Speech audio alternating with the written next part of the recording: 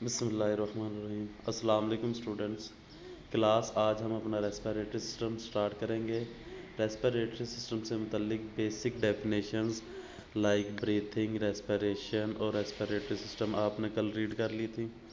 आज हम इसकी फंक्शंस पढ़ेंगे, ठीक है। So let's start. सबसे पहले हम रेस्पिरेटरी सिस्टम के बेसिकली दो पार्ट्स होते हैं, एक लोअर रेस्पिरेटरी सिस्टम, एक अपर रेस्पिरेटरी सिस्टम। तो आज हम अपर रेस्पिरेटरी सिस्टम पढ़ेंगे, ठीक है।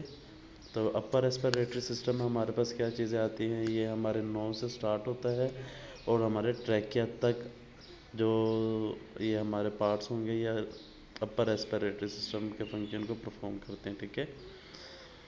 आपने रेस्पिरेशन की डेफिनेशन में पढ़ा था कि ईयर को हमारे जिस्म में जाने के लिए दो रास्ते होते हैं, एक हमारा माउथ और दूसरा हमारी नोज़।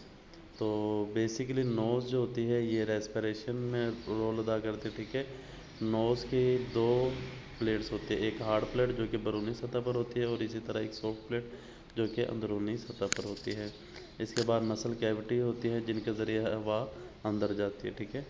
जब नसल कैविटी के ज़रिए हवा अंदर जाती है तो आगे आ जाता है एपिग्लोट्स। एपिग्लोट्स एक ऐसा हमारे पास बॉडी पार्ट्स है जो कि हमारी एजोफेक्स और ट्रैकिया को कंट्रोल करता है। एजोफेक्स वो ट्यूब है जो कि खुराक जिसके ज़रिए हमारे जिस्म में जाती है और ट्रैकिया वो ट्यूब है जिसके ज़रिए एयर हमारे बॉडी में जाती है, ठीक है। तो जब आप सांस लेते हैं तो एपिग्लोट्स क्या करते हैं जी, एजोफेक्स को क्लोज कर देते हैं। इसी तरह जब आप खाना खाते हैं तो एपिग्लोट्स ट्रैकिया को क्लोज कर देते हैं और एजोफेक्स के ज़रिए खाना बॉडी में चला जाता है। इसे हम कहते हैं स्टूडेंट्स अपर रेस्पिरेटरी सिस्टम, ठीक है। ये वन साइड पिक है। अगर आप फ्रंट से देखेंगे तो इस तरह की शेप होगी, ये ट्रैकिया है, इससे ऊपर हमारा रेस्पिरेटरी सिस्टम और इससे नीचे हमारा अपर रेस्पिरेटरी सिस्टम और इससे नीचे लोअर रेस्पिरेटरी सिस्टम है, ठीक है। तो किताब से आपको मैंने यहाँ पर क्वेश्चन बनाए हुए हैं।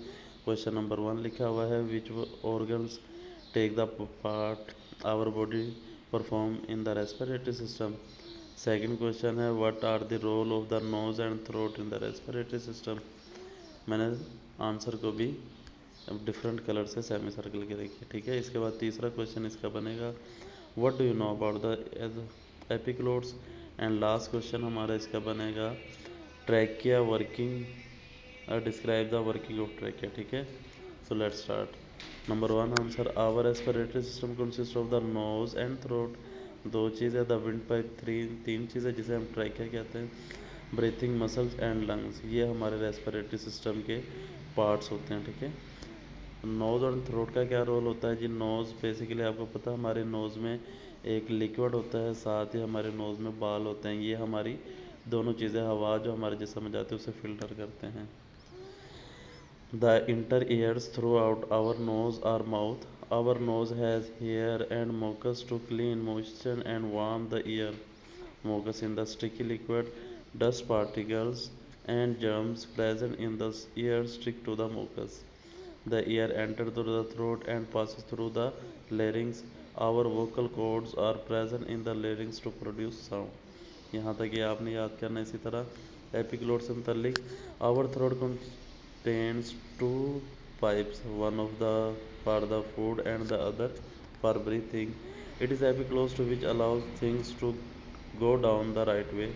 When we eat or drink something, epiglots cover the windpipe. इसी तरह ट्रैकिया क्या होता है जी, air passes from the larynx into the trachea or windpipe. Our windpipe is made of C-shaped cartilage. ये मैंने आपको दिखाया था, यहाँ पर ये लगे हुए C-shaped cartilage, ठीक है। Cartilage. These rings keep our windpipe open. Mucus and tiny air in the trachea also filter the air. ये स्टूडेंट्स आपने याद करना है। उर्दू मीडियम वालों ने भी सेम इट 1 2 3 4 क्वेश्चन मैंने बनाए, साथ में हर आंसर को सेमी सर्कल के भी किया हुआ है। इसको आपने याद करना है।